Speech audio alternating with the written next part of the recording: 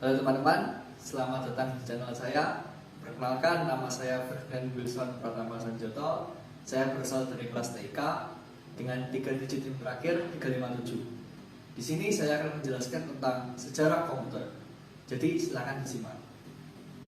Seiring dengan perkembangan teknologi yang semakin pesat, komputer telah menjadi salah satu alat yang sangat penting dan tidak bisa dipisahkan dari kehidupan kita sehari-hari. Komputer merupakan alat yang dipakai untuk mengolah data menurut perintah yang telah diprogram. Kata komputer semula dipergunakan untuk menggambarkan orang yang pekerjaannya melakukan perhitungan aritmatika dengan atau tanpa alat bantu. Tetapi arti kata ini kemudian dipindahkan kepada mesin itu sendiri. Pada awalnya, pengolahan informasi hampir eksklusif berhubungan dengan masalah aritmatika. Tetapi komputer modern dipakai untuk banyak tugas yang tidak berhubungan dengan matematika. Secara luas, komputer dapat didefinisikan sebagai suatu peralatan elektronik yang terdiri dari beberapa komponen yang dapat bekerja sama antara komponen satu dengan yang lain untuk menghasilkan suatu informasi berdasarkan program dan data yang ada. Konsep komponen-komponen komputer ini berasal dari arsitektur von Neumann. Ketika John von Neumann memaparkan arsitekturnya pada tahun 1945. Namun, tahukah kalian bagaimana sejarah komputer dimulai dan bagaimana perkembangan hingga saat ini? Perang Dunia II memulai perjalanan panjang dalam sejarah komputer. Negara-negara yang berperang berusaha mengembangkan komputer untuk mengeksploitasi potensi strategisnya. Seorang insinyur Jerman bernama Konrad Zuse membuat komputer segitiga pada tahun 1941 untuk mendesain peluru kendali dan pesawat terbang. Kemajuan lain dalam pengembangan kekuatan komputer juga dilakukan oleh blok sekutu.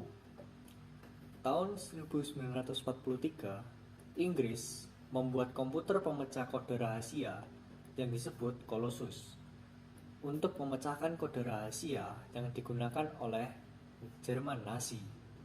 Pembuatan Colossus tidak banyak berdampak pada kemajuan industri komputer.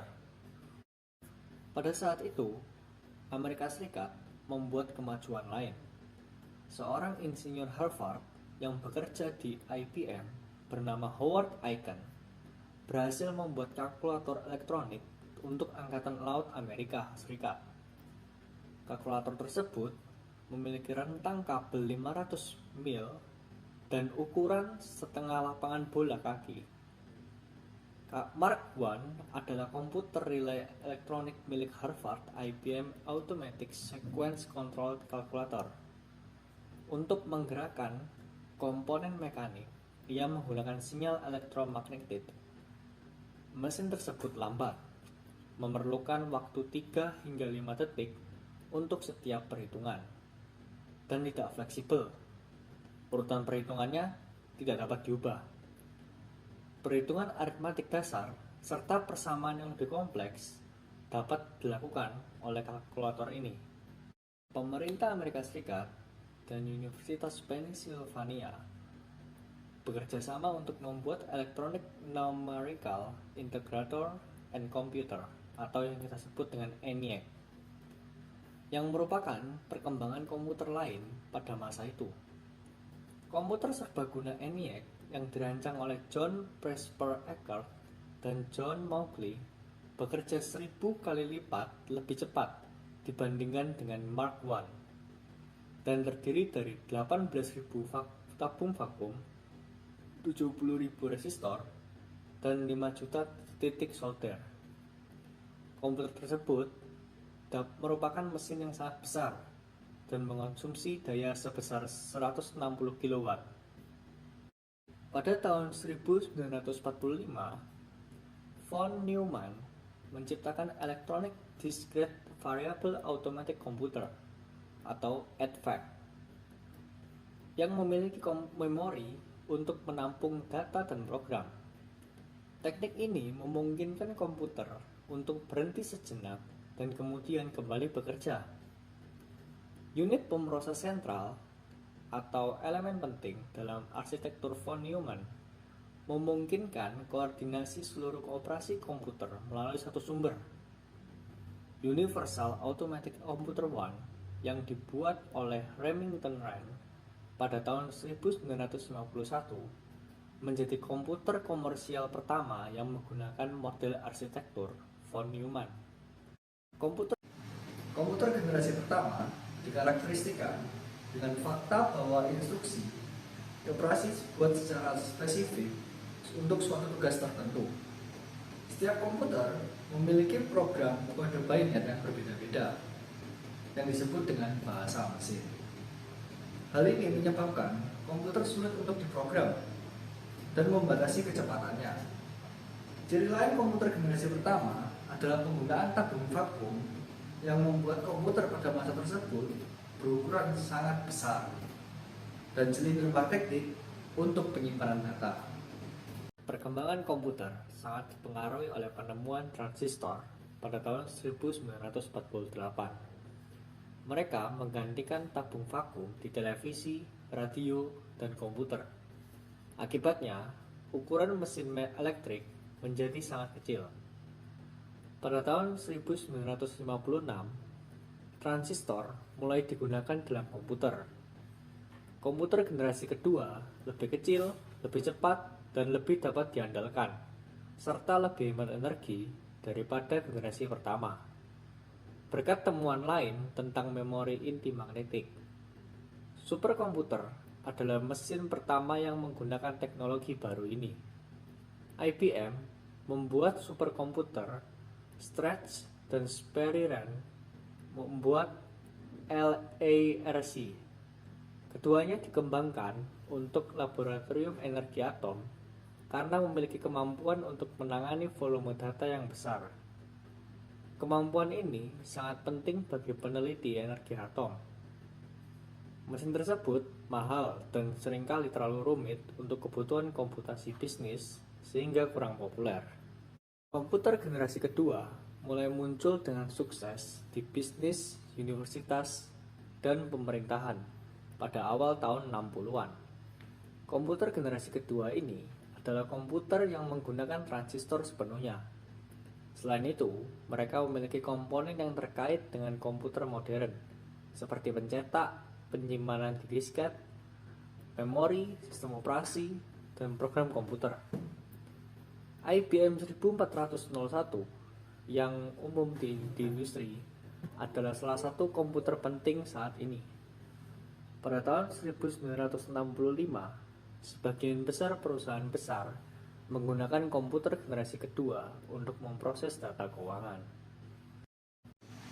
Komputer menjadi lebih fleksibel karena program dan bahasa pemrogramannya yang digunakan. Selain meningkatkan kinerja, fleksibilitas ini menguntungkan bisnis. Konsep ini memungkinkan komputer untuk mencetak faktur pembelian konsumen dan kemudian melakukan tugas seperti mendesain produk atau menghitung daftar gaji. Pada saat itu, beberapa bahasa pemrograman mulai dibuat. Bahasa pemrograman Fortran dan COBOL semakin populer. Kata-kata, kalimat, dan formula matematika yang lebih mudah dipahami oleh manusia digunakan untuk sebagai pengganti kode mesin yang rumit. Ini membantu orang memprogram dan mengatur komputer. Programmer, analis sistem, dan ahli sistem komputer adalah pekerjaan baru yang bermunculan. Pada masa komputer generasi kedua, ini industri perangkat lunak juga muncul dan berkembang. Walaupun transistor lebih baik daripada pipa vakum dalam banyak hal, panas yang mereka hasilkan sangat tinggi dan dapat merusak komponen komputer. Batu kuarsa digunakan untuk menghilangkan hal ini. Jack Kilby, seorang insinyur di Texas Instruments, membuat sirkuit terpadu pada tahun 1958. IC terdiri dari 3 komponen elektronik yang digabungkan dalam piringan silikon kecil yang terbuat dari pasir kuarsa. Ilmuwan kemudian membuat semikonduktor dengan menggabungkan lebih banyak komponen. Hasilnya, komputer menjadi lebih kecil karena bagian dapat dipadatkan dalam chip. Salah satu kemajuan lain dalam komputer generasi ketiga adalah sistem operasi, juga dikenal sebagai operating system. Ini memungkinkan komputer menjalankan berbagai program secara bersamaan, serta program utama yang memantau dan mengatur memori komputer. Tujuan pengembangan setelah IC menjadi lebih jelas, yaitu mengecilkan ukuran sirkuit dan bagian-bagian elektrik. Ultra Large Scale Integration atau ULSI meningkatkan jumlah komponen yang dapat disimpan dalam chip tunggal menjadi jutaan. Tetapi pada tahun 1980-an, Very Large Scale Integration atau VLSI dapat menampung ribuan komponen dalam satu chip. Harga dan ukuran komputer turun karena kemampuan untuk memasukkan banyak komponen dalam keping yang berukuran setengah keping uang logam. Hal ini juga meningkatkan keterandalan, efisiensi, dan daya kerja komputer. Chip Intel 4004 yang dibuat pada tahun 1971 membawa kemajuan pada IC dengan menyatukan semua komponen komputer seperti CPU, memori, dan kontrol input atau output dalam chip yang sangat kecil. Sebelumnya, IC hanya dibuat untuk melakukan tugas tertentu. Sekarang, mikroprosesor dapat dibuat dan diprogram dengan memenuhi semua kebutuhan. Tidak lama kemudian, setiap peranti rumah tangga seperti microwave, oven, televisi, dan mobil yang menggunakan bahan bakar elektronik atau EFI memiliki mikroprosesor. Dengan perkembangan ini, orang biasa dapat menggunakan komputer. Perusahaan besar dan lembaga pemerintah tidak lagi mengendalikan komputer. Perakit komputer memberikan produk komputer mereka kepada masyarakat umum pada pertengahan tahun 1970-an. Komputer-komputer ini disebut sebagai mini komputer dan dilengkapi dengan peranti lunak yang mudah digunakan oleh orang biasa. Saat itu, program word processing dan spreadsheet adalah peranti jenis lunak yang paling banyak digunakan. Video game seperti Atari 2600 menarik pelanggan pada komputer rumahan yang lebih canggih dan dapat diprogram pada awal 1980-an. IBM memperkenalkan personal komputer atau PC yang untuk digunakan untuk kantor, rumah, dan sekolah pada tahun 1981. Pada tahun 1982, jumlah PC yang digunakan melonjak dari 2 juta menjadi 5,5 juta. 10 tahun kemudian, yang digunakan adalah 65 juta komputer. Komputer terus berkembang menjadi lebih kecil, seperti desktop, laptop, atau bahkan palmtops. IBM PC bersaing dengan Apple Macintosh dalam persaingan pasar komputer. Apple Macintosh menjadi terkenal karena memiliki sistem grafis pada komputernya. Sementara saingannya masih menggunakan komputer yang berbasis teks.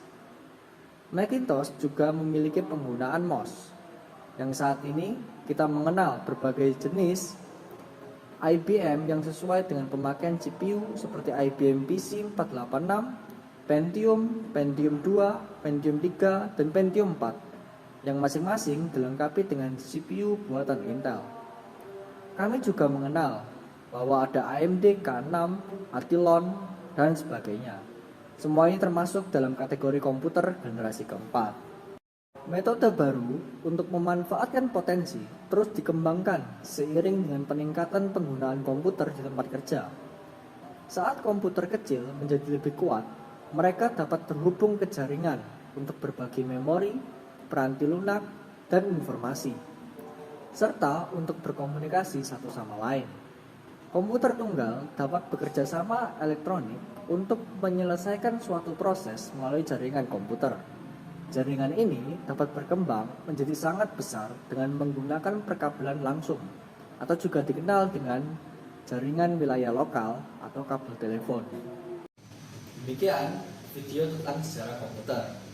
Semoga video tersebut dapat bermanfaat dan memberikan motivasi kepada kita semua untuk mengembangkan teknologi-teknologi menjadi semakin canggih dan bermanfaat untuk manusia ke depannya.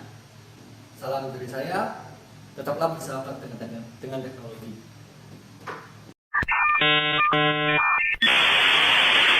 Saya wassalamualaikum bro.